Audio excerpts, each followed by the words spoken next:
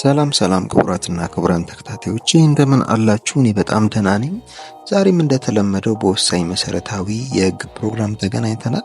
በዛሬው ፕሮግራሜ እንግዲህ ብዙ ጊዜ ነግሬያችኋለሁ፣ ብዙ ጊዜ ደጋግሜ ቪዲዮ ሰርቻለሁ ስለ ኑዛዜ በምን አግባብ ቢደረግ በህግ ዘንድ ወይም በህግ ፊት ውጤት ይኖረዋል የሚለውን ጉዳይ ከዚህ በፊት ሰርቼላችሁ ነበረ። ነገር ግን በተጠየቁት ተደጋጋሚ ጥያቄ መሰረት ዛሬም እስቲ በተሻለ ማብራሪያ ይዤላችሁ ቀርብ ያለው ኑዛዜ በምን አግባብ ቢደረግ በህግ ዘንድ ውጤት ይኖረዋል የሚለውን በውርስ ህጋችን ላይ የተቀመጡትን የኑዛዜ አደራረግ ስርዓቶች አስገዳጅነታቸው እስከምን ድረስ እንደሆነና ኑዛዜ በፍርድ ቤት ቢጸድቅ ሊያስገኝ የሚችለው ውጤትና ባለመጽደቅ ውስጥ የሚመጣው ተጽዕኖ ምን እንደሆነ ከውርስ ህጉ እና ከፌዴራል ጠቅላይ ፍርድ ቤት አስገዳጅ ከሆኑ ውሳኔዎች አንጻር የምነግራችሁ ይሆናል ማለት ነው። ለዚህ ቻናል አዲስ የሆናችሁ ቻናሉን ላይክ፣ ሼር፣ ሰብስክራይብ በማድረግ አብራችሁኝ እንድትሆኑ በታላቅ አክብሮት እጠይቃለሁ። ቀጥታ ወደ ዛሬው ፕሮግራም ይገባለሁ።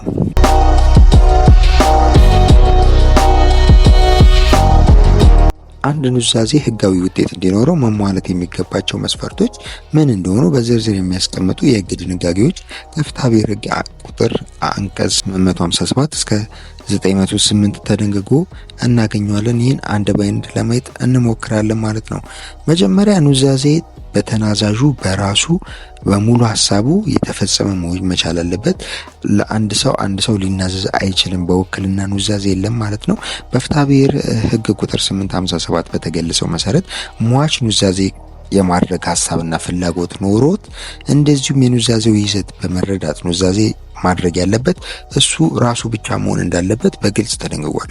ይህ ህጉ የሟች ሐሳብ በሌሎች ሰዎች ማለትም በወኪሎች በኩል በኑዛዜ ላይ መገለጽ እንደማይገባው በመከልከል ኑዛዜው የሟች የግል ስራና የራሱ ሐሳብ መስጫ መሆን እንዳለበት በግልጽ ያስቀምጣል። አንድ ሰው በሌላ ሰው በስሙ ኑዛዜ እንዲያደርግ፣ እንዲለውጥ ወይም እንዲሽር ስልጣን ሊሰጠው እንደማይቻል፣ አንድ ሰው ለሌላ ሶስተኛ ወገን ወራሹን እንዴት እንዲወስን፣ ውርሱን ለማን ማስተላለፍ እንዳለበት እንዲፈጽም ሊያደርግ እንደማይችል የውርስ ህጉ በግልጽ አስቀምጧል።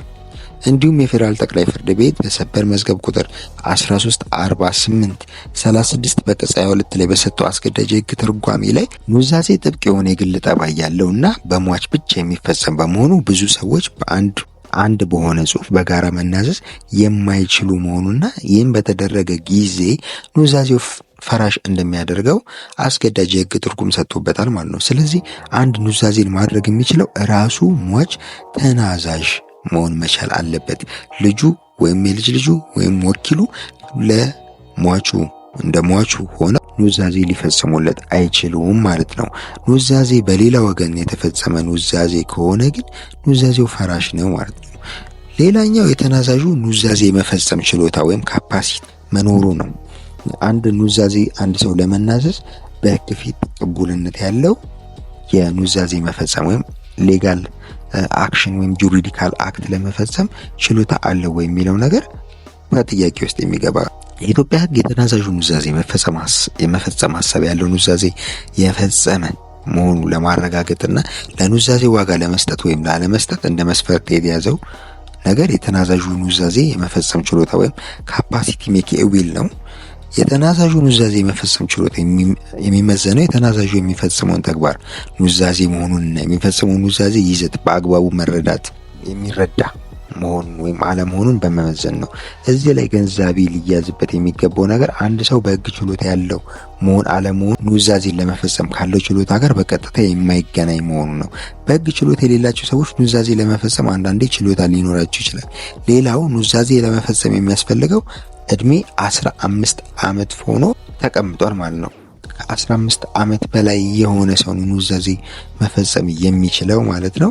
ይህም ማለት ማንኛውም 15 ዓመት ያደረገ ሰው ያለምንም ሰው አመራር ሰጭነት፣ ተቆጣጣሪነት በህግ ፊት ውጤት ያለው ኑዛዜ ለመፈጸም እንደሚችልና 15 ዓመት ሳይሆን የፈጸመው ኑዛዜ ግን በህግ ፊት ቅቡልነት እንደማይኖረው የፍትሐብሔር ህግ ቁጥር 308 ያስቀምጣል ማለት ነው። ስለዚህ አንድ ሰው ኑዛዜ ለመፈጸም አእምሮ ጤንነት ከአካሉ መዛል አለመዛል በተጨማሪ የእድሜው ገደብ እንዳለ ነው ማለት ነው።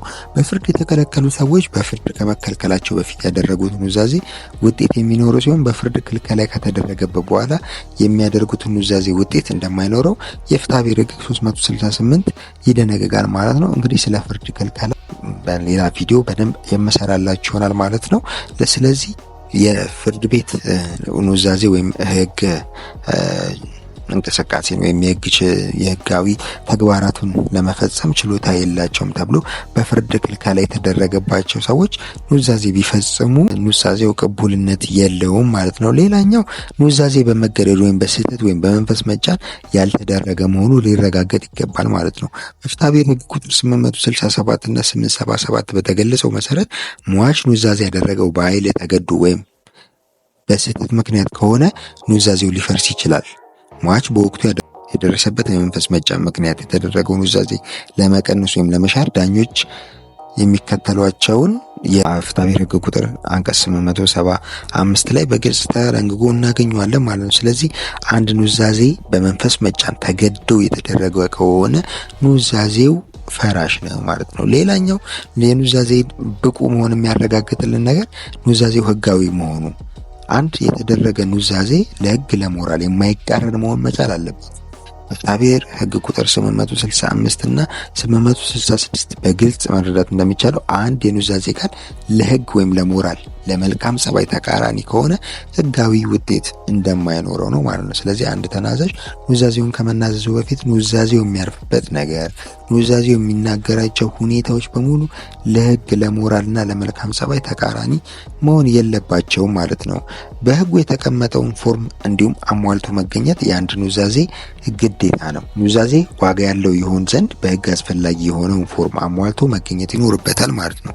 የኑዛዜ ፎርም ከተናዛዥ ውጪ በሆነ ሌላ ኃይል በህግ አውጪ ኑዛዜውን በምን መልክ መዘጋጀት እንዳለበት በህግ የሚደነገግ ነው።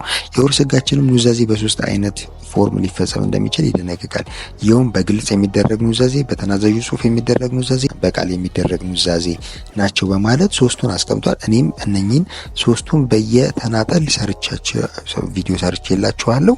እነሱን ማየት ይቻላል ማለት ነው። ስለዚህ አንድ ኑዛዜ ለእያንዳንዱ የኑዛዜ አይነት የተቀመጠ ፎርም አለ። ያ ምንድነው የሚለውን ከዚህ በፊት የሰራሁት ቪዲዮ አለ። እሱን ካርድ ላይ አስቀምጥላችኋለሁ ማየት ትችላላችሁ ማለት ነው። ስለዚህ አንድ ኑዛዜ ቅቡልነት እንዲያገኝ መጀመሪያ ተናዛዡ ራሱ ኑዛዜውን የፈጸመ መሆኑን መረጋገጥ መቻል አለበት። ሁለተኛ ኑዛዜውን የተናዘዘው ግለሰብ ችሎታውን ያላጣ፣ አእምሮ ያልታወቀ ወይም በፍርድ ያልተከለከለ መሆኑ ሊረጋገጥ ይገባል ማለት ነው። እንዲሁም ኑዛዜ የተደረገው በመገደድ በተንኮል እንዲሁም በመንፈስ መጫን ያልተደረገ መሆን መቻል ይኖርበታል ማለት ነው። እንዲሁም ኑዛዜው ያረፈበት ነገር ህጋዊ ለሞራልና ለመልካም ጸባይ ተቃራኒ ያልሆነ መሆን መቻል ይኖርበታል ማለት ነው። እንዲሁም ደግሞ በህግ የተቀመጠውን ፎርም አሟልቶ መገኘት ይኖርበታል ማለት ነው። እኚህ ፎርም በሶስት መልኩ ኑዛዜ ሊደረግ እንደሚችል ህጉ ያስቀምጣል። በግልጽ እንዲሁም በተናዛዡ በራሱ ጽሑፍ እንዲሁም በቃል የሚደረግ ኑዛዜ ናቸው። እነኚህ ኑዛዜዎች የራሳቸው ፎርማሊቲ ያላቸው እነሱ ምንድናቸው የሚሉን እንግዲህ ካርድ ላይ ማስቀምጥላችሁ ቪዲዮ ማየት ትችላላችሁ። ነገር ግን አንድ ኑዛዜ በህግ የተቀመጠውን ፎርም አሟልቶ መገኘት የግድ ነው ማለት ነው። በእነኚህ ፎርማሊቲ ነው አንድ ኑዛዜ የሚደረገው ማለት ነው። ሊደረግበት የሚገባው አግባብ ይህን ይመስላል ማለት ነው። ለዛሬ ያበቃው። በሌላ መሰረታዊ የህግ ቪዲዮ እስከምንገናኝ መልካም ጊዜ፣ ቸር እንሰንብት።